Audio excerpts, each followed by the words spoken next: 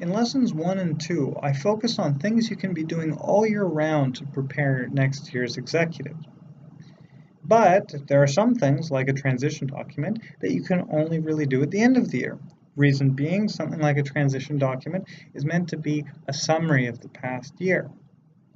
It's such a key part of the transition that, in fact, some universities and colleges actually require that all club executives fill out a transition document. I think this is very wise. But what goes into the most effective transition documents? Well, firstly, you want to include an information section. So this is just pure description, a summary of what you did as executive the past year, passwords, usernames, that kind of thing, bank information if you're the treasurer and the club has a bank account, contact lists, membership lists, these kinds of descriptive pieces, just to have them all in one place. That's what goes into the information section of a transition document. But a transition document is not just about the past. It's not just about information. It's about reflection and looking into the future. The second section of your transition document should be an opportunity to reflect. To prompt yourself in filling out the transition document, you should ask yourself questions like, what did we do right this year? What did we do wrong? What were we surprised by? What do I wish I knew at the beginning of the year that I know now? There are an infinite number of questions you could put into your own reflection section.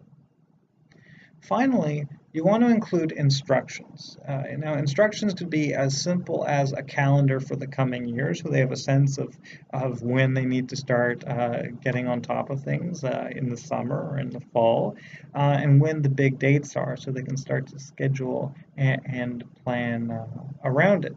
Also gives them a big picture. You can also, and this is sort of going above and beyond, create sort of how-to guides. If it doesn't already exist on WikiHow, you could create a few how-tos for the things that were new for you to do, like approaching a venue, like creating a sponsorship proposal, like you name it. Quick how-to guide. If you'd appreciate it, they'll probably appreciate it. Now, a bit of a pro tip. Even if you're not being replaced next year, or a particular executive is not being replaced, so they're coming back in the same position next year, it's still a great practice to fill in the transition guide.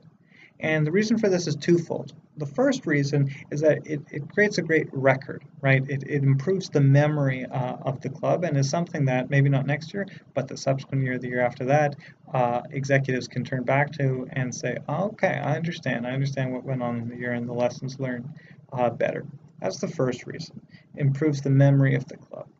The second reason is for yourself. Reflecting, taking that opportunity to sort of take stock of the year. Firstly, you should feel good about what you've done, and secondly, you should learn from it. And when you come back next year, build on those lessons. Transition document is great even for yourself. Now, this is the third and final lesson in the preparing next year's executive. The next video is a recap, and then after that there's a quiz that I encourage you to do. Don't worry, it's not too hard.